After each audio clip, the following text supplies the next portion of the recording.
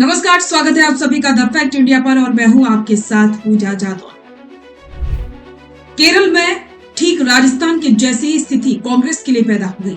केरल का किला फतेह तो कांग्रेस ने कर लिया, लेकिन जब सीएम बनने की बारी आई तो अलग अलग नेता अपनी दावेदारी पेश कर रहे। ठीक राजस्थान में ऐसा ही हुआ था जब 2018 में कांग्रेस सत्ता में आई थी।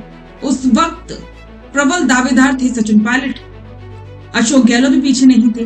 इन दोनों के बीच जो खींचतान हुई उसका नतीजा यही हुआ कि 5 साल तक कुर्सी की खींचतान चलती रही। अब ठीक वैसी स्थिति केरल में भी देखने को मिल रही।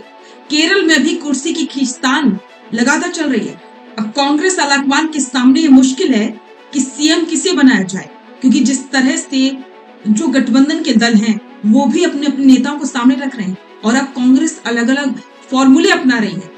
कांग्रेस ओपनली मीडिया के सामने अपील कर रही है कि जो सीएम पद के दावेदार हैं वो अपने समर्थकों को कहें कि शांति बनाए रखें। अब इससे एक बात तो साफ है कि कहीं ना कहीं कांग्रेस के अंदर वो स्थिति पैदा हो चुकी है जिसे संभालना कांग्रेस के लिए मुश्किल हो रहा है। जीत तो मिल गई, लेकिन तब भी जीतना अब भी काफी दूर है।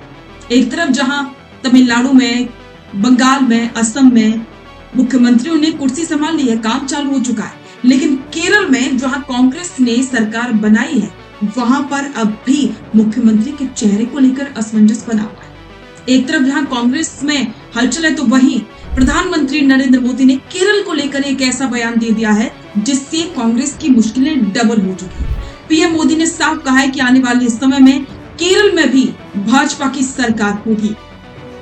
उनके इस बयान के कई मायने निकाले जा रहे हैं। पीएम मोदी ने कहा है कि केरल में बीजेपी ने काफी अच्छा परफॉर्मेंस किया, 1 से लेकर के 3 सीटों पर पहुंची है और एक समय ऐसा आएगा जब केरल में बीजेपी की सरकार बनेगी। अब इसकी भी बहुत से मायने, तो चलिए समझते हैं कि इसका पूरा सियासी गणित क्या है। कांग्रेस के साथ ये एक अजीब सा सहयोग बन चुका है कि जिस भी राज्य में चुनाव जीतती है वहां मुख्यमंत्री के नाम पर महाभारत शुरू हो जाती है। केरल में भी स्थिति अब बेकाबू होती दिख रही है। मुख्यमंत्री पद के सभी उम्मीदवारों ने अपने समर्थकों से शांत रहने और होर्डिंग न लगाने की अपील तो की है, लेकिन जमीन पर कार्यकर्ताओं को जोश बगावत की बू दे रहा है। अपील के बावजूद कई इलाकों में पसंदीदा नेता को भावी मुख्यमंत्री बनाने वाले पोस्टर लग चुके हैं जो राजस्थान की पुरानी गुटबाजी की याद दिलाते हैं। ये कांग्रेस के लिए चिंता का विषय होना चाहिए कि जिन राज्यों में भाजपा या क्षेत्रीय दलों की जीत हुई वहां शपथ ग्रहण समारोह भी संपन्न हो चुके हैं। बंगाल में शुभेंदु अधिकारी मुख्यमंत्री बन चुके हैं। असम और तमिलनाडु में भी सरकारें पटरी पर लौट आई हैं, लेकिन केरल में कांग्रेस अभी भी मंथन की दौर में है। सवाल है कि क्या केरल का हश्र भी राजस्थान जैसा होगा जहां आपसी लड़ाई ने संगठन को कमजोर कर दिया था। केरल में मची इस राड ने राहुल गांधी और मल्लिकार्जुन खड़गे की मुश्किलें बढ़ा दी। अगर एक गुट को खुश किया जाता है तो दूसरा गुट बगावत के तेवर अपना सकता है। सरकार बनाने में हो रही इस देरी से जनता के बीच गलत संदेश जा रहा है कि पार्टी के लिए सत्ता सेवा से ज्यादा महत्वपूर्ण है। एक तरफ जहां विरोध चल रहा है तो वहीं पीएम मोदी की बयान ने भी मुश्किल खड़ी कर दी है। अभी केरल में भी हम 1 से 3 एमएलए तक पहुंच गए हैं और जब 3 पहुंच जाते हैं ना तो वो दिन दूर नहीं जब केरल में भी बीजेपी एनडीए की संख्या 3 से बढ़कर बहुमत के आंकड़े को पार कर जाएगी। प्रधानमंत्री नरेंद्र मोदी ने कार्यकर्ताओं में जोश भरते हुए कहा है कि केरल में भाजपा का ग्राफ लगातार बढ़ रहा है। पीएम मोदी ने याद दिलाया कि हम केरल में 1 सीट से 3 सीट पर पहुंच चुके हैं। ये बढ़त बताते कि केरल की जनता बदलाव चाहती है। प्रधानमंत्री ने आत्मविश्वास के साथ कहा कि वो दिन दूर नहीं जब केरल में भी भाजपा की सरकार होगी।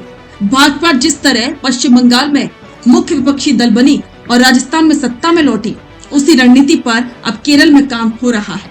पीएम मोदी का यह बयान ऐसे समय आया है जब केरल में कांग्रेस के भीतर राजस्थान जैसी स्थिति बनी हुई है। केरल में पारंपरिक रूप से एलडीएफ और यूडीएफ का कब्जा रहा है, लेकिन भाजपा ने तीसरी शक्ति के रूप में अपनी जगह बना ली है।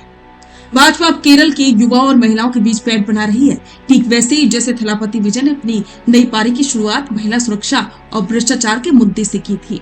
प्रधानमंत्री की गारंटी और केंद्र की योजनाओं ने केरल के ग्रामीण इलाकों में भाजपा के लिए रास्ता खोल दिया है। तो केरल में सीएम की कुर्सी के लिए खींचतान और प्रधानमंत्री नरेंद्र मोदी का ये बयान क्या वाकई में टेंशन देने वाला है? कमेंट में अपनी राय जरूर दें और बने रहें द फैक्ट इंडिया के साथ। रुकिए और जरा ध्यान से सुनिए। क्या आप हमारी इन खबरों से अपने व्यापार को भी बढ़ाना चाहते हैं?